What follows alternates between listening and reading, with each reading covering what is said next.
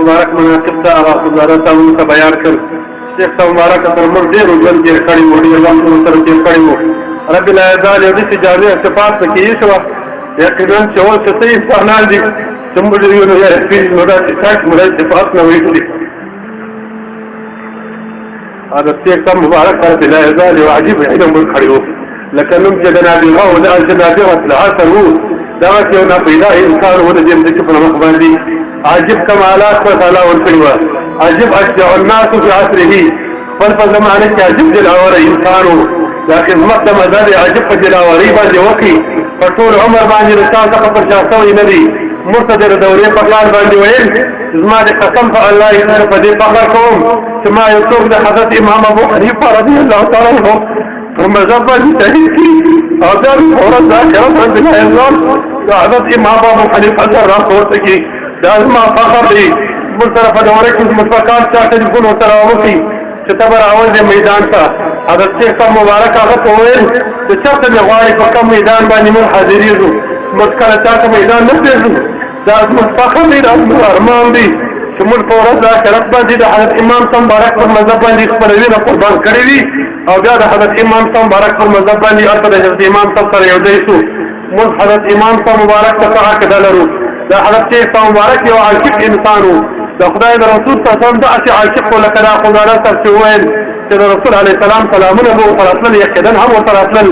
زموږ د دورې په کال باندې بار بار طالبانو او علماء کرامو دا خوبونه لیدل، ډېرو علماو دا خوبونه ولیدل چې هغو به ویل چې موږ ته به رسول الله صلی الله علیه وسلم وویل چې اوس به تا ته حضرت امام ابو حنیفه رضی الله عنه راشي تدریس به درته وکړي.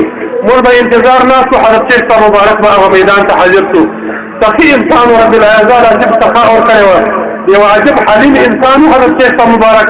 د شریعت په حدودو کې د یو شي هم نه تېروي. زما سره د ډېر وخت ښه مجلسونه کول، د یو شي جزئیې د شریعت نه تېروي، د چا لحاظ نه ساتي. مګر دومره حلیم انسان و چې بیا به پر ډېر څه باندې د چا پر مخ نه وګرځېدی. ما خپله زما څه خطاوې شوي دي. د ده سره چې کله زه په دوره حدیث کې اوسېدلم نو یو وخت مې د مدرسې د ناظم سره یو څه خبرې راللې. حضرت شیخ صاحب مبارک په دې کشرانو چې په مدرسه کې اوسېدل ډېره زیاته پایه ورودول. ول دا شیان چې دلته اوسېږي ستاسو خدمت کوي، په دې باندې که چا کار ودرلودي نو زما به خاورو سره بدېږي. ما یو سړی ووالې خو انسان د طالبۍ وخت و د جهالت وخت و.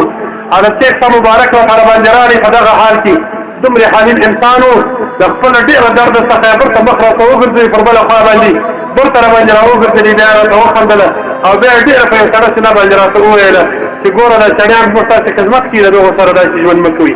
یو حلیم انسان و، یقینا عاشق انسان و، سخي انسان و، مجاهد انسان و، یقینا په جهاد اصغر و په جهاد اکبر په دواړو سره موصوف انسان و. رب العزال په باطني کمالاتو کې هم کمالات ورکړي وه. په جهاد اصغر کې چې د جهاد د کفارو د یهودو د نصاراو دي په هغه لاره کې هم رب العزال په پوره طاقت و په پیمانه باندې طاقت ورکړی و. په خپله په افغانستان په اسلامي امارت کې جنګېدلی و. اوس یې هم د افغانستان د اسلامي امارت د نظامي د کابل نظامي د کمیسون هغه نظامي ګروپ ته نظامي درسونه د حضرت شیخ صاحب مبارک په توسط باندې کېدل. یو مجاهد انسان و.